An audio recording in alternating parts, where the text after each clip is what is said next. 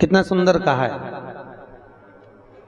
जिस व्यक्ति को ब्लड प्रेशर की बीमारी रहती हो, ऊपर नीचे ब्लड प्रेशर होता रहता हो, तकलीफ भोग रहे हो, बहुत कष्ट में हो, बार बार पसीना आ जाए शरीर पर, कुछ ना करिए, एक लोटा पानी भरो, 7 पत्ती नीम की डाल लो। काय की डालना? नीम, कड़वी नीम, मीठी नीम नहीं, कड़वी नीम। 7 पत्ती नीम की डाल लो और 7 उसमें बेलपत्र डाल लो। जिस व्यक्ति का ब्लड प्रेशर हाई हो, लो हो, उसके कमरे में उसको प्लेट से ढककर रख दीजिए।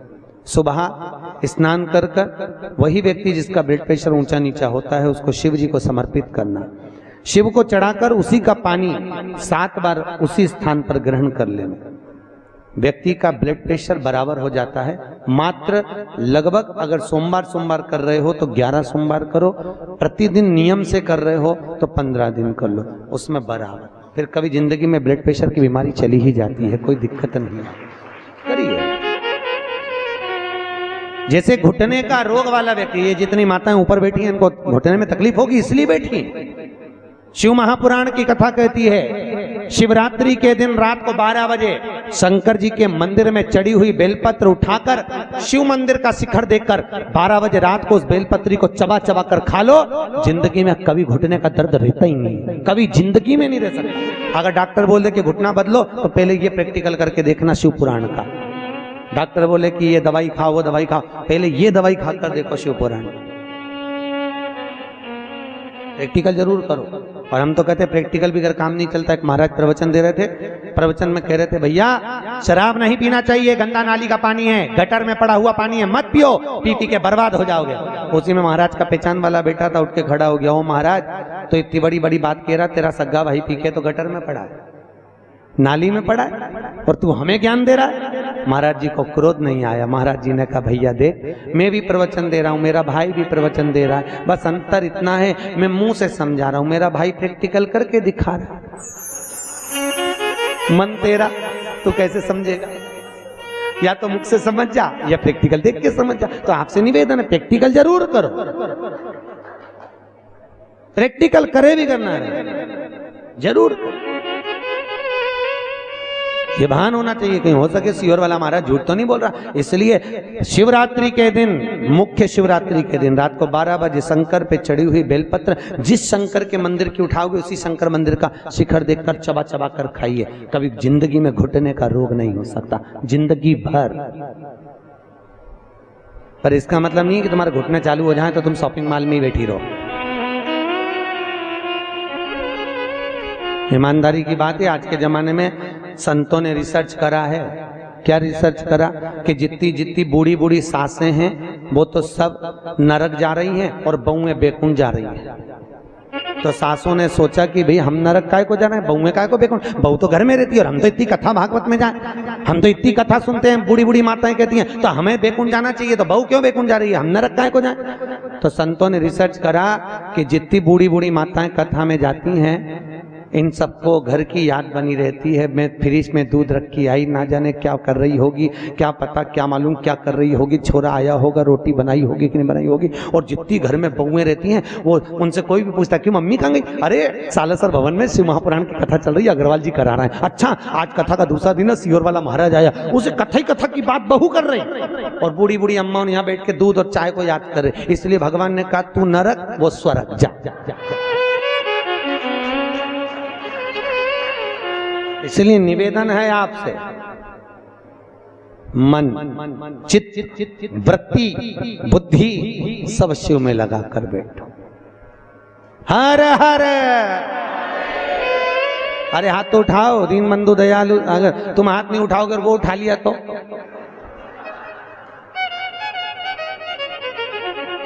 उठाओ जम के, हर हर। बहुत बढ़िया। हम नहीं उठाएगा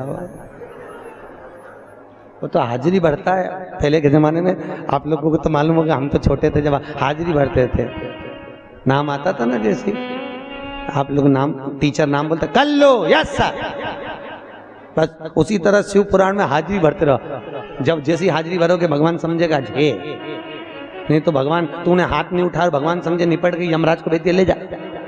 तो इसलिए हाजिरी भरते रहो, हर हर महादेव। देव का मतलब है देव। हाथ ऊपर जाके ऐसा कर दिया कर, देव, गाड़ी देव, बंगला देव, देव, हर हर महादेव देव। प्रभु करुणा करिए, शिव कर, शिव दयाल, शिव जैसा कोई नहीं। अब ब्रह्मा जी के मुख का क्या बना दिया? बट का वृक्ष।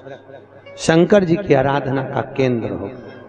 शिव जी का एक नाम पड़ गया, बटकेश्वर महादेव। क्या नाम पड़ा? बटकेश्वर महादेव। बटकेश्वर।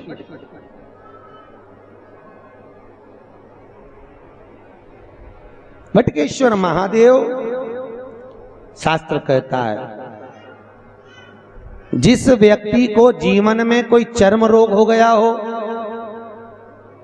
चमड़ी का कोई रोग हो गया हो, गाय की गोबरी, गोबरी जानते हो? अलोनी गोबरी। अलोनी गोबरी का मतलब एक कंडा अलग बात है, उसको थाप थाप के बनाते हैं गोबरी को। एक होती है गाय ने पोटा करा, पोटा करा वो सूख गया, ऐसे किसी सूखा सुखाया पोटा लेकर आओ, उसको कंडे को जलाओ, जलाकर उसकी राख तैयार करो। राख को सफेद रुमाल में रखकर सोमवार के दिन बिना किसी से बोले शंकर जी के मंदिर में जाकर उस राख को, उस भस्मी को शिव को समर्पित करो। चढ़ाने के बाद उस भस्मी को वापिस उतार लो। उतार कर जब हम स्नान करें 5 दिन लगातार उस भस्मी को पानी में डालकर स्नान करना चालू कर दो, चर्म का सारा रोग समाप्त हो जाता है। डॉक्टर की जरूरत ही नहीं पड़ती चर्म रोग से। भस्मी यहाँ कई माताएं जो लिंगायत संप्रदाय से हैं वो सिर पे भस्म धारण करती है। बस कई पुरुष लोग भस्म धारण करते। फिर वही बात आ गई, अकाल मृत्यु वो मरे जो काम करे चंडाल का, काल उसका क्या बिगाड़े जो भक्त हो महाकाल का। शिव रोग से मुक्त कर,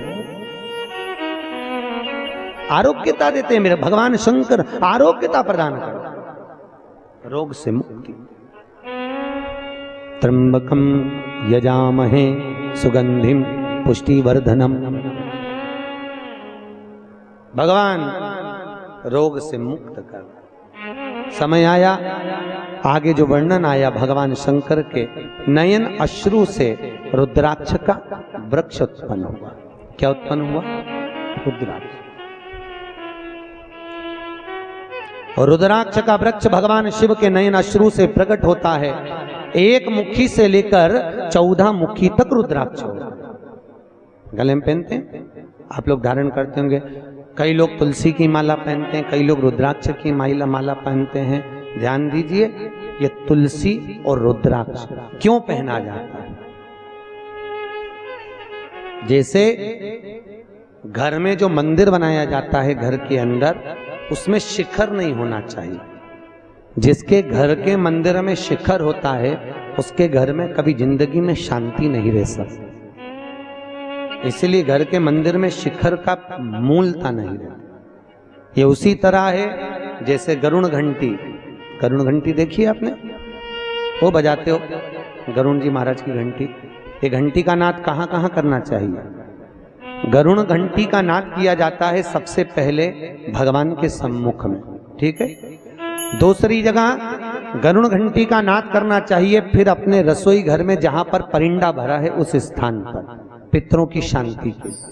तीसरी जगह जहां पर अपना लक्ष्मी रखते हो, अलमारी तिजोरी, उसके पास में। चौथा घंटी का नाद करना चाहिए दरवाजे के पास में, दरवाजे के अंदर के भाग में। फिर पांचवा, गरुण घंटी को घर के बाहर, घर से दरवाजा लांग कर बाहर खड़े होकर घंटी का नाद किया जाता है। कहते हैं जो ये 5 जगह पर घंटी का नाद करता है उसके घर में कभी संपदा की कमी नहीं होती। इतना गरुण घंटी के नाद की महत्वता हो। और दुनिया के लोग इतने आलसी हैं, बस भगवान की आरती करे तब घंटी बजाए, उसके सिवा धर दे। उसको मालूम ही नहीं कि घंटी कितनी जगह बजाना चाहिए, घंटी का नाद क्यों करा जाता है। गरुड़ घंटी को जैसे घर में रखा हुआ शंख अगर खाली है तो हमारे घर में रखा हुआ शंख अगर खाली रहेगा तो लक्ष्मी आएगी और जाएगी, लक्ष्मी टिकेगी नहीं। इसलिए घर में जिसके घर में छोटा सा भी शंख हो तो उसमें कटोरी में रखकर या कोई स्थान पर कलश पे रखकर उसमें पानी भरना चाहिए। अगर शंख में पानी नहीं है तो घर में लक्ष्मी नहीं, शंख कभी खाली नहीं।